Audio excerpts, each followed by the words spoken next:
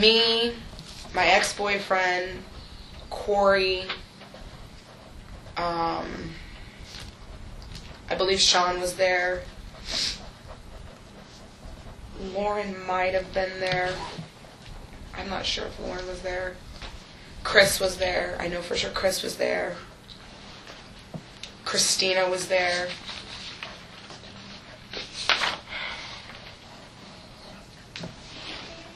There might have been one or two, maybe more people, but I'm not sure.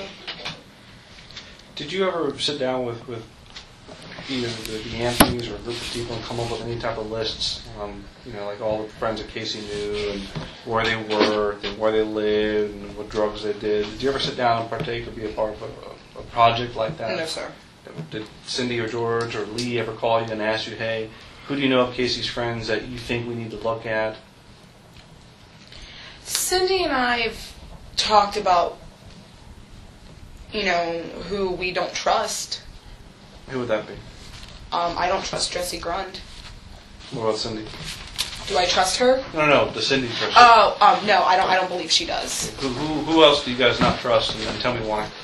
She said to me that she didn't trust the boyfriend at the time, Tony. I don't know Tony's last name.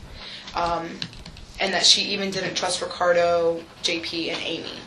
Cindy did. Cindy did not. Okay.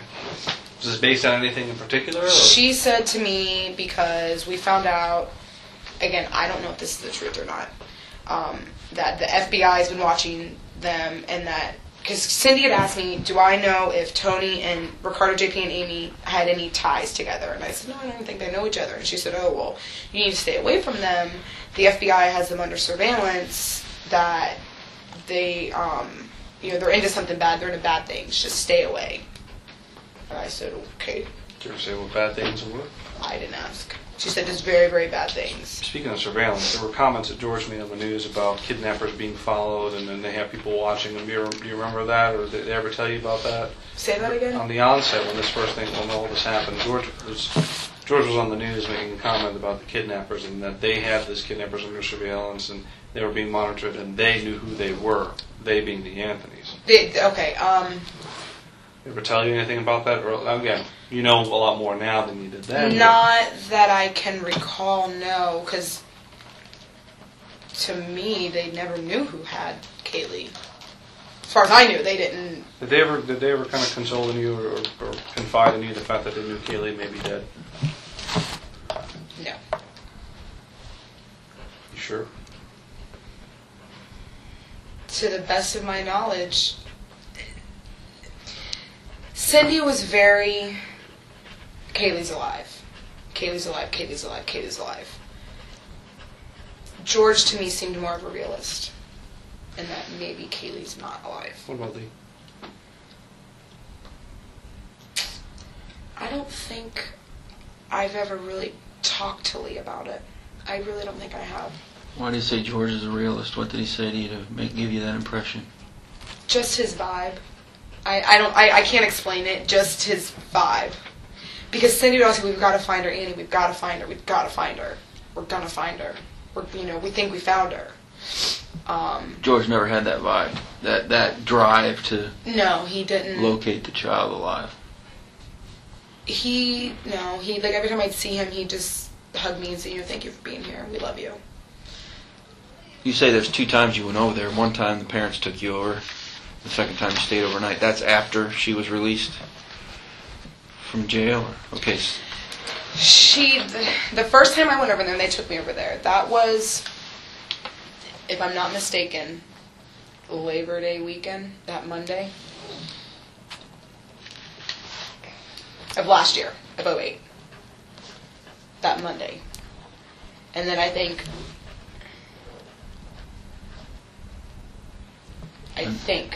What was the conversation like when they picked you up? I met up with them because my friend was the one who made a lot of the missing child shirts. I had picked them up because George couldn't go get them that Friday. I went and picked them up after work. And I met up with them. I had to go to town, again, for something I was going through. And I met up with them. They had to do something, and I met up with them at the Publix right by their house. And they knew I was upset. They knew something was wrong, and I told them what was going on. And I was like, I want to see Casey. Bring me to her. They said, okay, get in the back seat. You ever write letters to Casey in jail? In jail, no. How is Casey communicating with her parents while she's in jail? I don't If know. they're not visiting, did they ever say they're sending letters through Baez or anything like that? I don't know.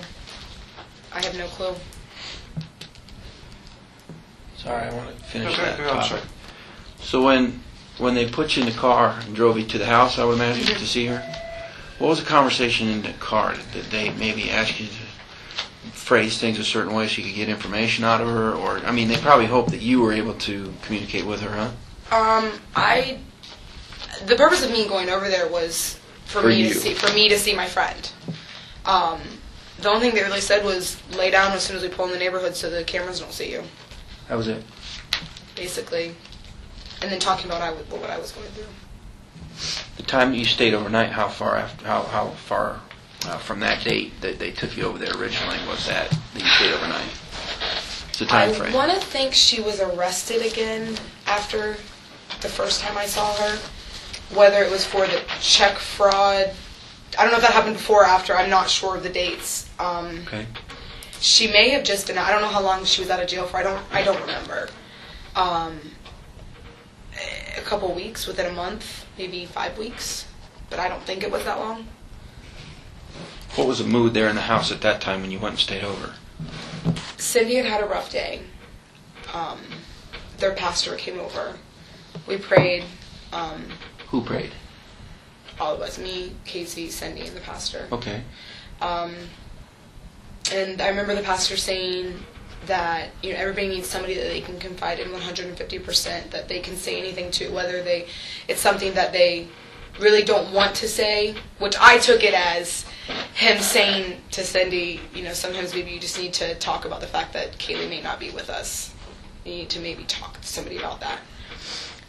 That's the way I took it. And I remember just Cindy going out back, and she was upset, and I went out there. I told Casey, I'll be right back. I'm going to go talk to your mom. And I went. It was just the three of us at the house. And I remember going out back and just telling her, he's right. You need to talk to somebody. You can't just keep this in. Sometimes if you write things down, or I was like, me, I go on a drive. If I need to think about something, I drive. I drive and I drive and I drive. Maybe that's what you need to do. Just try different things because you can't keep it in. So Cindy was very upset that day. What did she say when you told her that, though? She said, I know. She said, I need to do something. She said, that's why I'm out here. She had her Bible. Was there a sense of tension between she and Casey? I mean, did you pick up on though they were together, they weren't together? One time, somebody was, the MySpace and the email accounts, and Cindy, I guess, went on Casey's MySpace account, or one of the email, Facebook, MySpace, one of the things, someone had said that they had information, they had called the crime line, they didn't get through, and Cindy, I remember Casey screaming at Cindy, because Cindy was acting as Casey on the email. And she didn't, Casey was like, this is why I'm getting in trouble, blah, blah, blah. People are acting like me and they're not. I remember her screaming at her. Cindy was on the computer acting as if she was Casey. Yes. I don't know, talking to someone because they said that they had information. And this was when Casey was home from jail? Yes. And you were there at the time and you heard all this? I heard her screaming, yeah. And I told her, you need to calm down. This isn't necessary. That's Casey screaming at Cindy. Casey screaming at Cindy. What did Cindy do? What was her reaction? If this can find us Kaylee, then, I'm going to do whatever it takes. I don't care. I guess she signed, what she did, she signed an email or message, Case. That's what Casey always did. Her signature's Case. And that she signed an email, Case. So she wasn't comfortable with that because Casey wasn't doing, I guess Casey got mad because it wasn't her. And just I remember her screaming. And I was just like, it's not that big of a deal. Screaming. Top of the lungs, screaming at her. I don't remember what she said, though, exactly. Just Insults. You're so fucking stupid. Who was home at the time besides you three? Just the three of us that I was aware of.